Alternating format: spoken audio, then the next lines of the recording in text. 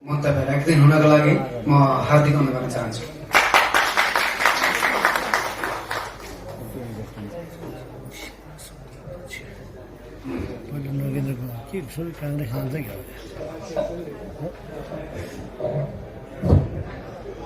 धन्यवाद भाइ। विशेष गरी आज यो आदिवासी जनजाति चलचित्रको अभिमुखी कार्यक्रमका अध्यक्ष, चलचित्र महासङ्घका अध्यक्षज्यू, जनजाति आयोगका अध्यक्षज्यू र यहाँ ग्यासमा आसीन विशेष अतिथिज्यूहरू र यहाँ विभिन्न जातिबाट आउनुभएका र चलचित्रकर्मी, यो चलचित्रसँग सम्बन्धित सबैलाई म गेर्जे लामा शेर्पाको तर्फबाट र म शेर्पा सङ्घको अध्यक्ष पनि छु। शेर्पा सङ्घको अध्यक्षको तर्फबाट भर्खरै यो 10औं महाधिवेशनबाट म जनजाति महासङ्घको अध्यक्ष भएको छु। त्यो भर्खर 3 महिना भएको छ।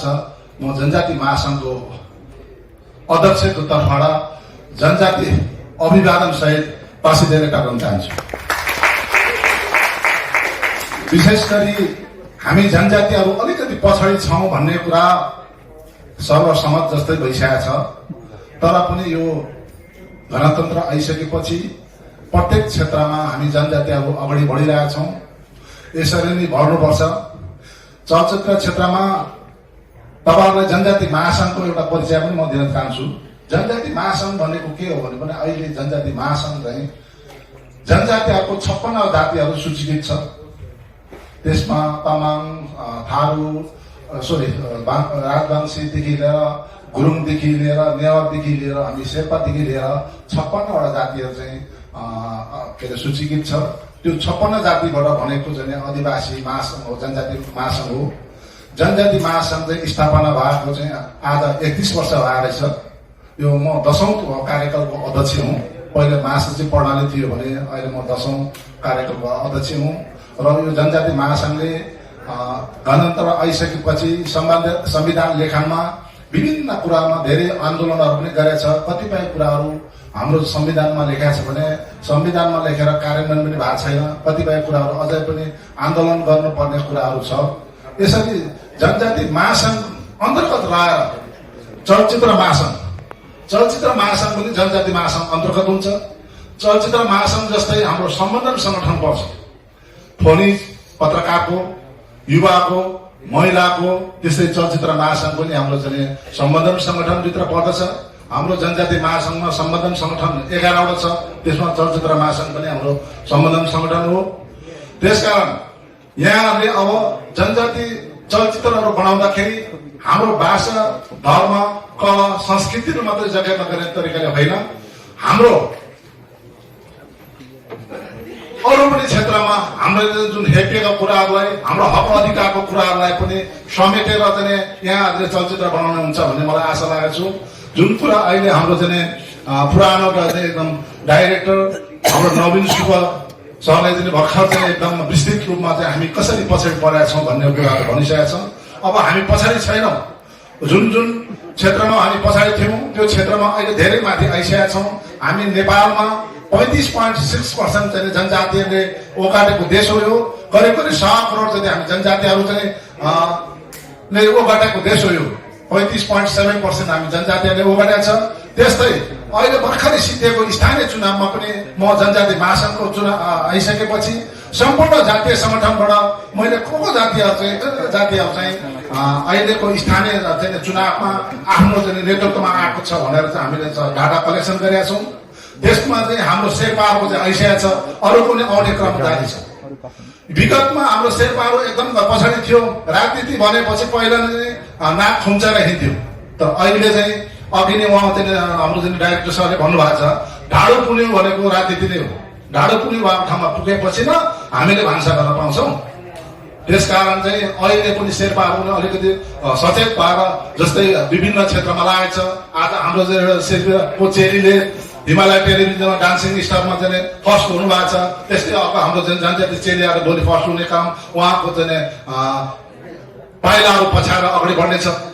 त्यसरी शेर्पाहरू चाहिँ अहिले स्थानीय चुनावमा 1 जना मेयर, 7 जना गाविस अध्यक्ष र 5 जना उपप्रमुख महिलाहरू महिलालाई पुस गरेर र त्यस्तै 37 जना चाहिँ वडा अध्यक्ष र 160 जना चाहिँ सदस्यहरू गरेर हाम्रो 200 जुन चाहिँ 248 जना चाहिँ हाम्रो स्थानीय चुनावमा चाहिँ जनप्रतिनिधिमा निर्वाचित भइसकेका छ।